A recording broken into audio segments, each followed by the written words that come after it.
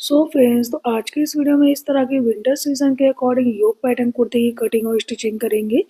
योक pattern के साथ इस कुर्ते में फ्रंट प्लेकेट बनी हुई है और कॉलर भी बना हुआ है। तो सेम पैटर्न से हम इस तरह की कुर्ती बनाएंगे। अब सबसे पहले हम फ्रंट और बैक दोनों पार्ट के लिए अलग अलग पीस को कट करके रख लेंगे।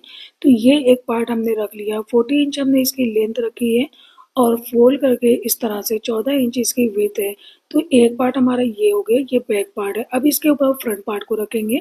तो फ्रंट पार्ट हमारा बैक पार्ट से 4 इंच लंबाई में कम रहेगा, क्योंकि फ्रंट पार्ट हमारा शॉर्ट रहेगा। तो इसकी फोल्डेड साइड हमने अपनी साइड करके रख ली है। ये स्लीव्स के लिए हमने कपड़ा ले लिया है, 22 इंच लंबी स्लीव्स के लिए हमने कपड़ा लिया है और इसकी विड्थ यहाँ पे अभी तकरीबन 10 इंच है। अभी फिलहाल इसको हम साइड करेंगे और सबसे पहले योक पार्ट को कट करेंगे। अब सबसे पहले हम योक पार्ट के मेजरमेंट करके इसकी कटिंग करेंगे। तो योक पार्ट को हम वी शेप में कट करेंगे। ये हमने कपड़ा ले लिया, ये डबल कपड़ा फ्रंट और बैक दोनों के लिए। इसको इस तरह से फोल्ड करेंगे। इसकी लेंथ आप चेक कर सकते हैं, 14 इंच हमने लेंथ रखी है, विड्थ 9 इंच रखी है। अब यहाँ से 3 इंच नेक के लिए मेजरमेंट करेंगे और इसको 1.25 इंच स्लोप डाउन कर लेंगे और 9 इंच हमने शोल्डर की पूरी विड्थ रखी है। अब ऊपर से इस पॉइंट से नीचे कॉर्नर तक इस तरह से क्रॉस शेप में मार्किंग करेंगे और इस मार्किंग पर से कटिंग कर लेंगे।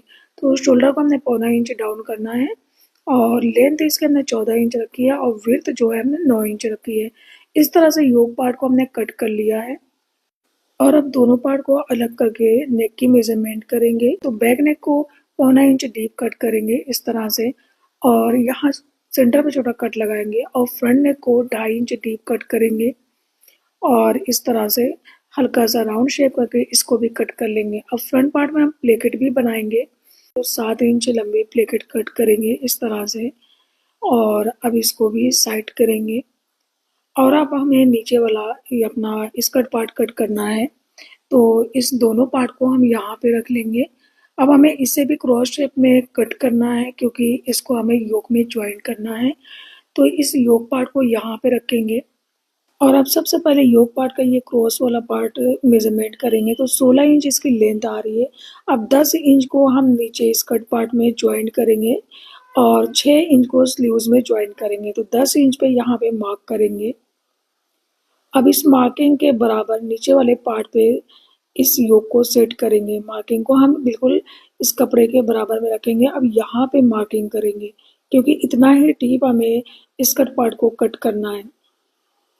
और अब यहाँ से 3 इंच डीप मार्क करेंगे कॉर्नर से और इस पॉइंट को यहाँ पे सेट कर लेंगे और अब इस तरह से आर्म